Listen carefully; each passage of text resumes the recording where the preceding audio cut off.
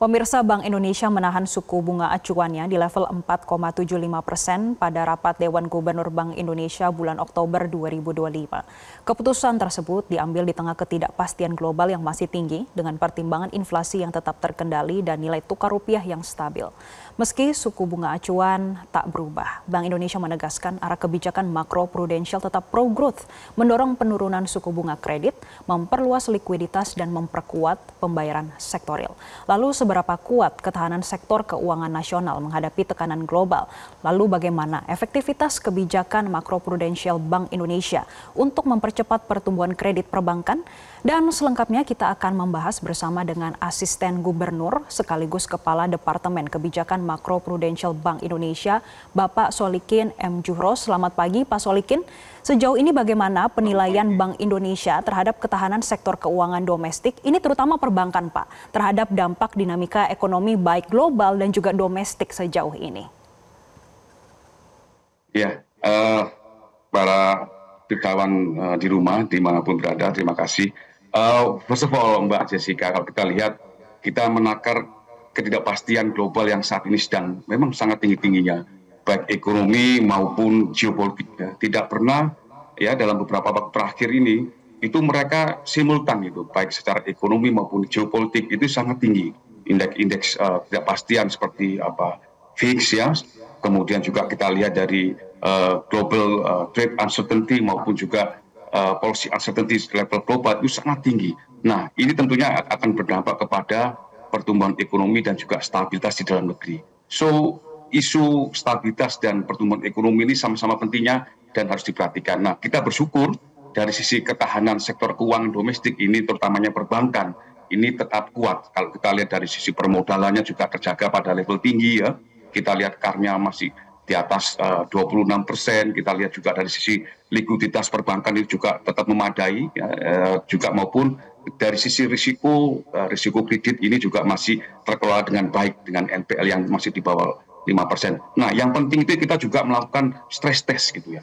Kita melihat sampai sejauh mana apabila ada tekanan lebih ketahanan sektor perbankan itu bagaimana lah. Kita dari hasil stress test itu kita melihat bahwasanya ketahanan masih dari perbankan masih terjaga dengan baik, juga kita lihat dari sisi ditopang oleh kemampuan bayar maupun profitabilitas yang masih terjaga. So ke depan kalau kita lihat, kita melihat kondisi stabilitas sistem keuangan kita terjaga dengan baik khususnya di perbankan, namun kita tidak boleh complacent.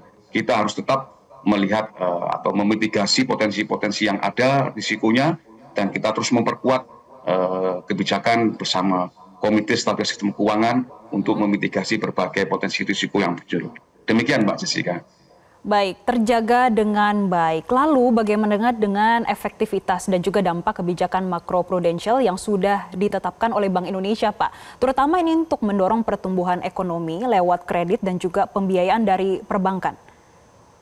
Ya, memang kalau kita lihat dari sisi intermediasi ya, kalau kita melihat langkah Bank Indonesia melalui bauran kebijakan Bank Indonesia baik dari sisi moneter maupun sisi makroprudensial, ini telah dimaksimalkan dan berupaya untuk mendukung pertumbuhan kredit atau istilah tadi Pak Gubernur menyampaikan sebagai pro growth gitu, dengan tetap mengawal stabilitas gitu ya. Kita lihat suku bunga sudah turun ya sejak sudah 6 kali turun itu sejak akhir tahun 2024 ya. Kemudian itu kita sekarang 475 sudah turun 6 kali sampai digitnya sebesar 150 basis point. Ekspansi likuiditas kita juga lakukan dari sisi moneter, baik melalui penurunan sertifikat Bank Indonesia dan juga pembelian SPN di pasar sekunder. Jadi ini mendorong likuiditas. Dari sisi makroprudensial juga sudah kita longgarkan dari berbagai instrumen. Nah, secara umum kalau bagaimana respon perbankan, ya, kita melihat respon perbankan ini memang positif ya, terutama kalau kita lihat dalam merespon kebijakan makroprudensial. Saya perlu sampaikan cara bekerja kebijakan makroprudensial ini umumnya dua channel, Pak, dua jalur. Pertama ini langsung mengadres peningkatan likuiditas dengan kebijakan itu tentunya dia langsung menambah kapasitas pendanaan atau pembiayaan, sehingga ini langsung kalau orang pijit itu langsung kepala pusing dipijit kepalanya. Ada yang tidak langsung melalui interest rate channel, jadi istilahnya mendorong penurunan suku bunga dulu, baru nanti ini akan mendorong kredit gitu lah. Kalau orang pijit itu dari pijit refleksi ya, kakinya dipijit nanti seger kepala. Nah, contohnya KLM, kalau kita lihat kebijakan insentif likuiditas makroprudensial ini telah direspon dengan baik ya. Kalau kita lihat sebesar sejak pertama diluncurkan itu 393 triliun rupiah, ini telah mengalir ke berbagai sektor dan juga sektor-sektor prioritas yang menjadi program prioritas pemerintah ya, dan ini tentunya menjadi penting. Nah, kalau kita memang dari situ kita memang juga melihat angka pertumbuhan kredit itu memang 7,7 memang sudah meningkat dari angka-angka sebelumnya. Kalau kita lihat dari angka Agustus ya, namun memang belum spektakuler. Angka 7,7% ini terus harus kita dorong lagi. Tetapi kita sudah melihat bahwasanya kalau apa refleksinya? Refleksinya adalah dari sisi penawaran, minat penyaluran perbankan oleh perbankan sebenarnya tinggi gitu. Nah, sehingga kita menengok sisi lainnya, yaitu dari sisi permintaan. Jadi kenapa kok kita terus mendorong pertumbuhan kredit? Nah, kita lihat dari sisi permintaan, karena kita lihat tadi sebagaimana disampaikan Pak Gubernur, pelaku usaha ini masih wait and see gitu. Ya, terus kemudian mereka masih melihat dengan kondisi ini saya mendingan menggunakan dana internal saya, terutama untuk korporasi. Padahal korporasi itu kinerjanya bagus, tapi dia masih menahan dan dia wait and see. Nah, sementara juga suku bunga kredit masih tinggi. Nah, ini tentunya yang perlu didorong lebih lanjut. Kalau dari sisi respon sebenarnya secara dari sisi minat masih bagus, tapi memang dari sisi demand juga harus diimbangi. Dan kalau kita lihat, memang kalau transmisi itu ada lag-nya, Mbak, teman-teman ya. Jadi transmisi kebijakan itu kalau kita menggunakan suku bunga, ini memang dari suku bunga Bank Indonesia nanti masuk ke dalam suku bunga, mempengaruhi suku bunga pasar uang, baru suku bunga dana, suku bunga kredit. Nah, ini tentunya ada lag atau tenggat waktu, dan ini makanya kita terus melakukan penguatan kebijakan untuk mendorong penurunan lebih lanjut. Demikian, Mbak. Iya Pak, lalu bagaimana dengan asesmen Bank Indonesia terhadap transmisi penurunan suku bunga kredit perbankan yang perlu didorong? Kemudian Pak, kami juga ingin tahu hingga saat ini data terkait sektor apa sih Pak sebetulnya yang paling responsif terhadap kebijakan pelonggaran? Tadi Bapak sudah menyebutkan KLM dan juga RIM ya Pak, terkait rasio intermediasi makroprudensial. Kira-kira sektor apa juga Pak bisa disampaikan yang paling responsif? Iya. Sebenarnya kalau kita lihat mereka umumnya ya dari sisi penurunan ini hampir semua sektor ini memang merespon ya. Kalau kita tadi sampaikan sektor perdagangan ya, dan juga sektor-sektor dari sisi industri manufaktur ini masih merespon.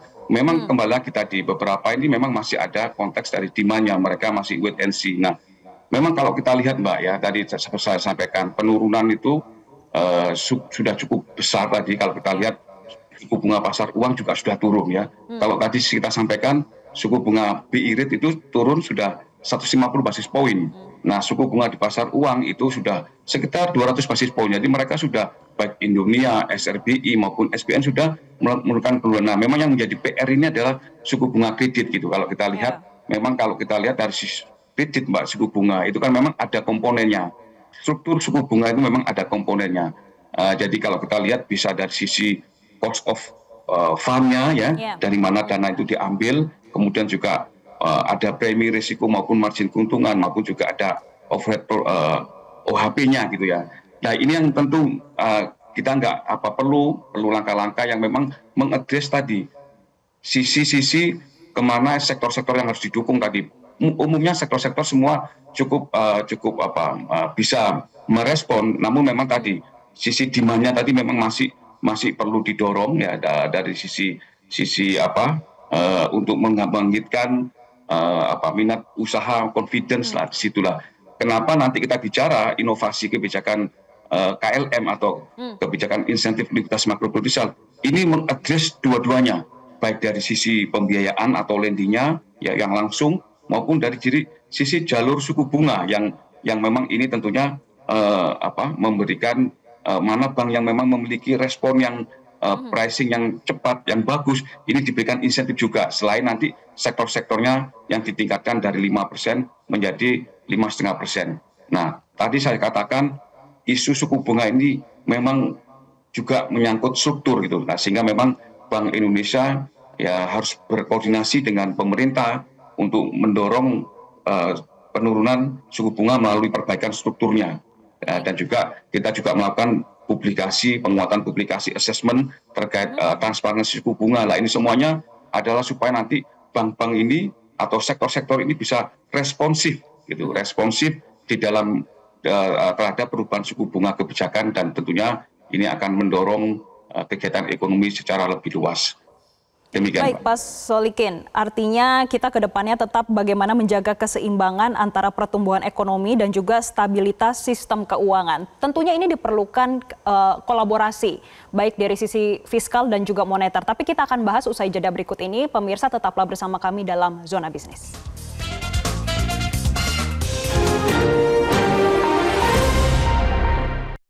Tio, kamu sambut tamu ya? Siapa? Hidup ada aja kejutannya. Untung pakai Halo Plus Fleksi. Tagihan bulanannya fix, nggak worry tagihan kebablasan. Kamu antar ini ya. Sampai Pak, aman. Kamu nyetir ya? Kalau butuh lebih, fleksibelin aja. Beli tambahan kuota sesuai kebutuhan. Yo, nanti malam kamu gantiin saya buat... Halo Plus Fleksi, fleksibelin aja. Rabu ini dalam Go Healthy. Padahal menjaga pola hidup sehat itu... Terima kasih pemirsa, Anda kembali menyaksikan Zona Bisnis, dan kembali kami mengajak Anda untuk berdialog terkait bagaimana menjaga keseimbangan antara pertumbuhan ekonomi dan juga stabilitas sistem keuangan. Masih bergabung bersama kami Asisten Gubernur sekaligus Kepala Departemen Kebijakan Makro Prudensial Bank Indonesia, Bapak Solikin M. Juhro. Pak Solikin, Pak, kita lanjutkan terkait faktor apa yang menjadi pertimbangan Bank Indonesia untuk menerbitkan instrumen dan juga kebijakan makroprudensial untuk mendorong pertumbuhan ekonomi, Pak? Ya, jadi begini Mbak Jessica, di dalam merumuskan kebijakan Bank Sentral ini kita memang punya prinsip-prinsip ya. Kita bicara kebijakan itu harus dikalibrat, di-assess, exercise dengan baik, dikalibrasikan dengan baik, dan juga dikomunikasikan dengan baik. Nah, untuk perumusan kebijakan kali ini, kita lihat pertimbangan BI tentunya pertama spirit apa yang mendasari BI. Ini melakukan tentunya kita ingin untuk berusaha BI ini mengoptimalkan perannya di dalam mendorong pembiayaan pembangunan yang berkelanjutan. Tentunya mengadres isu bagaimana kredit itu tumbuh secara optimal, bagaimana sistem keuangan itu bisa tetap resilience tadi ya, maupun juga mendorong inklusivitas gitu.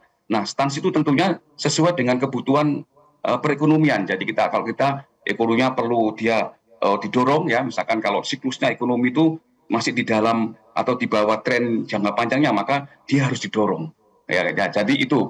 Nah, sehingga penetapan itulah yang mendasari lah di perumusan kebijakan. So kalau kita lihat outlook ke depan, pertumbuhan kredit akan lebih baik tentunya. Kalau kita lihat dari berbagai faktor, memang kalau kita sampaikan tadi kita kurang karena kita ingin naik kelas gitu ya. Kita ingin mendorong lebih lanjut. So, stans kebijakan yang pro growth ini tetap dilakukan untuk mendorong pertumbuhan kredit dan pertumbuhan ekonomi. Kita bicara KLM. Apa prinsip-prinsip dasar contohnya kita lihat. Tentunya ini harus mengadres isu sektor-sektor prioritas pembangunan. Jadi kalau kita dulu dari zaman pandemi sampai terus kemudian kita refocusing sampai sekarang itu semua adalah sektor-sektor prioritas Mbak Jessica. Yang kedua, sektor-sektor yang juga memiliki daya dorong tinggi terhadap perekonomian seperti hilirisasi, ketahanan pangan. Ini semua adalah sektor yang kita address. Dari sisi sektoral kita juga inginkan bahwasanya sektor-sektor yang didorong itu juga labor intensif. Dia memiliki penyerapan kapasitas penyerapan tenaga kerja yang baik dan juga memiliki backward dan forward linkage sehingga itu kalau sektor itu berkembang, sektor lain juga berkembang. Nah, tentunya yang penting juga adalah ini harus sejalan dengan program prioritas pemerintah seperti Asa Cita. Semua sektor-sektor itu pada dasarnya seperti itu, dan yang penguatan terakhir ini adalah tentang performance base gitu.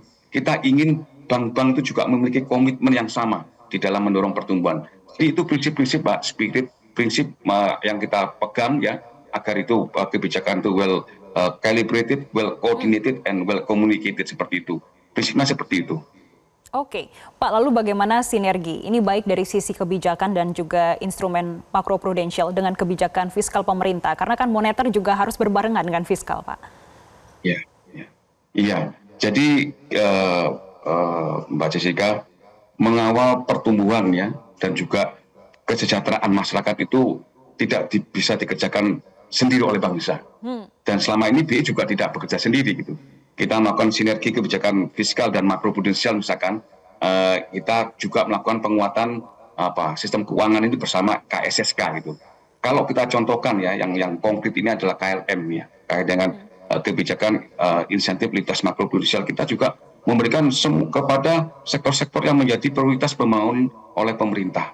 Dan ini bagaimana implementasinya, kita juga diimplementasikan secara bersama, saling memperkuat gitu dari sisi, kalau kita contohnya misalkan dari sisi sektor perumahan ya, kita dengan kementerian terkait, kita sama, pembangunan perumahan kita dukung melalui pemberian inisiatif itu, juga pengembangan UMKM, pengembangan sektor-sektor hijau, semua ini kita koordinasikan dan kita implementasikan bersama dengan saling mendukung dengan kebijakan yang dilakukan oleh pemerintah baik dari sisi fiskal sehingga ini efektif. Nah, kita juga sama melakukan koordinasi di level KSSK, ya baik itu mengatasi tadi undisbursed loan, mana sektor-sektor yang memang masih memiliki ruang untuk pencairan yang memang nggak ditarik gitu, padahal sektor itu memiliki performa yang baik gitu.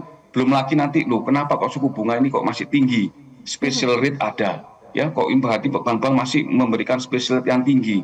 Nah ini tentunya yang dikoordinasikan dalam level KSSK, karena ini adalah menyangkut struktur suku bunga, menyangkut behavior pasar yang memang ini menjadi suatu afirmasi bersama dalam KSSK untuk bisa mengatasinya. Bahkan kita juga membicarakan terkait dengan bagaimana dampak tadi rekening pemerintah, dana pemerintah yang dipindahkan ke himbara. Semua ini adalah tonton yang positif dan itu dikoordinasikan sehingga dampak terhadap pembiayaan ekonomi ini bisa lebih optimal dan kita harapkan nanti tentunya tahun ini ya dan juga tahun depan kredit itu akan tumbuh lebih baik lagi dan pertumbuhan ekonomi juga akan lebih baik. Demikian Mbak Jessica. Baik, terima kasih Pak Solikin M. Juro selaku Asisten Gubernur sekaligus Kepala Departemen Kebijakan Makro Prudensial Bank Indonesia sudah bergabung bersama kami dalam Zona Bisnis Metro TV. Jelajahi cara baru mendapatkan informasi. Download Metro TV Extend sekarang.